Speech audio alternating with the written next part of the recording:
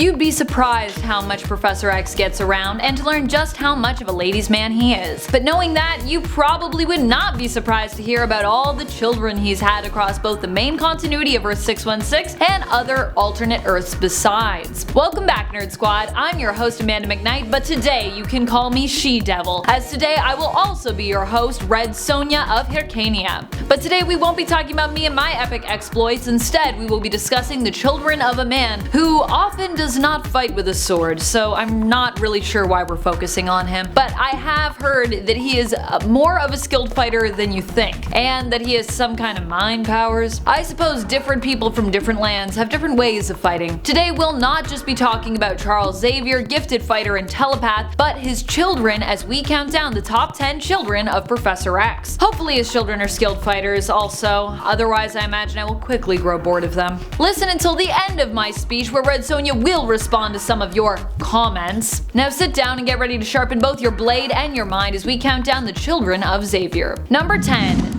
Charlene Xavier. Charlene is only mentioned in passing, but she seems to be the descendant of Xavier from an alternate future explored in the comic Wolverine and the X-Men in issue 29. Her name Charlene is believed to be meant to pay tribute to potentially her father, Charles, Charlene being the feminine version of the masculine name Charles. She is one of the many mutants named who seems to be a child of some other famous mutants in X-Men, including Carmen Drake, Rose Logan, and Summer Gray. Charlene was one of the candidates for Homecoming Queen in this issue.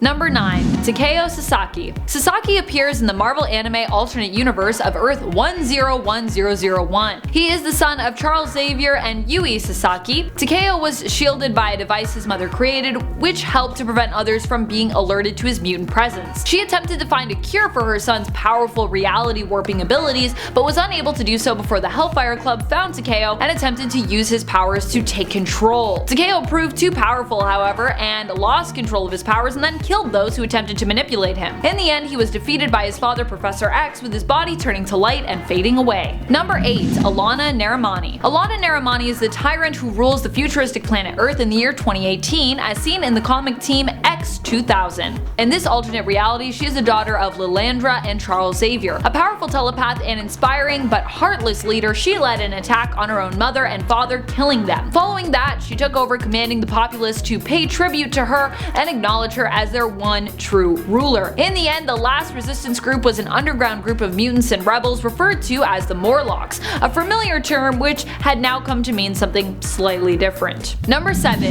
Xavi Xavier. Xavi is the alternate child of Lilandra and Charles Xavier, who appeared in the comic X-Men The End from the early 2000s. On the alternate reality of Earth 41001, Charles and Lilandra had a son who was kept secret from Professor X due to the fact that his and Lilandra's marriage was annulled. Lilandra ended up being killed by Xavier's evil twin sister, Cassandra Nova, who then possessed Xavi's body before Xavi himself also died. It's believed he also possesses powerful psionic abilities similar to his father's. Number 6. Legion. This alternate version of David Haller comes to us from the Age of X reality of Earth 11326, and I gotta say, I like his style. He was the son of Charles Xavier, but after his father's death was raised by Moira Kinross, his stepmother. He was a powerful telekinetic mutant in this reality, but this version of David did not possess any of the other abilities or split personalities we are used to seeing that give Legion his name in the main continuity of 616. Although even in this reality, that is David Haller's codename. I must say, I do enjoy his look as well. I like that mohawk, I like those pants, looks like a fighter to me. Number 5. David Xavier. David Xavier is an alternate version of Proteus who belonged to the Ultimate Universe of Earth 1610. This version of Proteus was not the son of Joseph and Moira McTaggart, but instead was the son of Charles Xavier and Moira in this reality.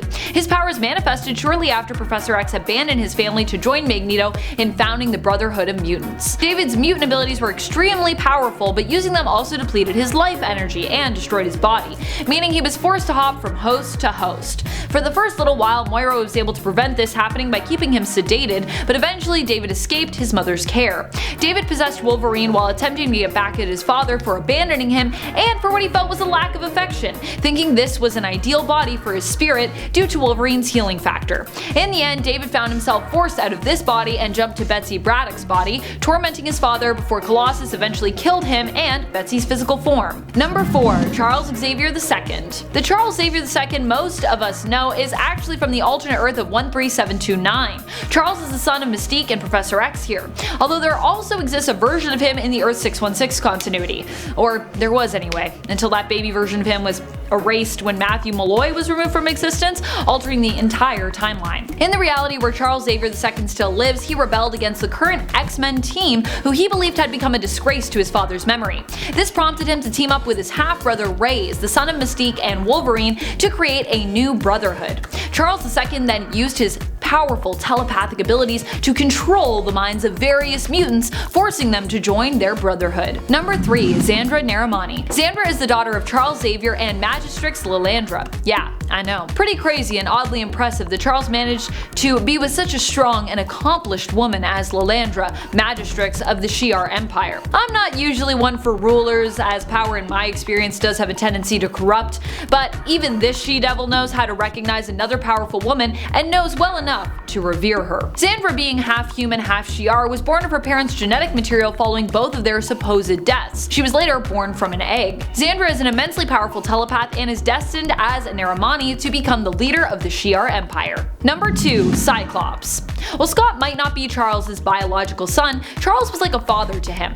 Being without my own father as Red Sonja, I know what that loss must have felt like for Scott, and it makes me smile to think Scott at least did not have to wander through the world young and alone. Eventually.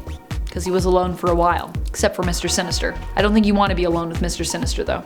Though of course later on Scott and his brother Alex and even their youngest brother Gabriel would reconnect with their biological father Corsair, growing up Charles was very much like an adoptive father to Scott. Scott's power first manifested when he was a teenager living at the State Home for Foundlings Orphanage. His powers were how Professor Charles Xavier found him and ended up being able to save him from the villain known as Jack O'Diamonds. Young Scott would then end up going to live at the X-Mansion and become the first student at Xavier's School for Gifted Youngsters, as well as becoming the first member of the X-Men team. Number 1. Legion. When you think of Charles Xavier's son, one of the first people that likely comes to your mind is David Haller. He's not a great fighter and he suffers from a lot of mental distress due to him having tons of split personalities, which really doesn't speak kindly as to what kind of father Charles was to him. Legion is known for his many personalities, each of which possesses their own unique mutant power. His personalities often take hold of him and control him. At one point his father attempted to help Legion by erasing these other personalities, but that didn't end great as David's mind rebelled against this treatment. Although it did initially seem to be helping, Legion is often known for being a villain because he is so tormented and lashes out as a result. Legion is the son of Charles Xavier and Gabrielle Haller, a Holocaust survivor who was under Charles's care, and during that time the two fell in love. Are you still here? Good. Red Sonja hopes you enjoyed this video. What do you think were some of the best fighters on this list? Which children do you think were the most strong? And what in your opinion makes someone strong? Let us know in the comments below. And speaking of comments, whatever those are, it's time to turn to some from a previous video, so I'm told. One called Top 10 Superheroes That Need to Make a Comeback. I feel like I could make a comeback, but I guess I do have comics going on right now, so just make sure you're reading them so that that comeback is solidified, please. Kingdom Come Superman writes, Wally West can't ever catch a break, sadly. I don't know why DC hates him. Perhaps it's because that although he has a bright spirit for a hero, he does not have a shield or sword. That and they just never want him to be happy, I think. The life of a hero seems to almost always need to be a bleak one at DC, it seems. And in general, my life has also been pretty bleak. Michael Brent shouts, Captain Planet and Freakazoid, Dexter Douglas need to come back! I like your passionate use of the exclamation point.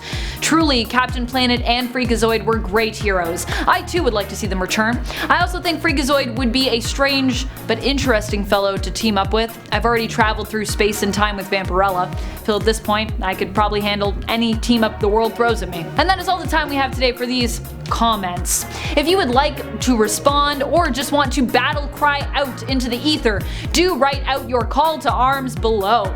Till next time, this has been Top 10 Nerd and I'm your host, Red Sonja, though some call me Amanda McKnight. Continue to be fierce and nerdy, YouTube. Let's try that again? Yeah. Okay. Let's try that again. From the top. Yeah. Yui Sasaki. My strings are trying. No, they're not.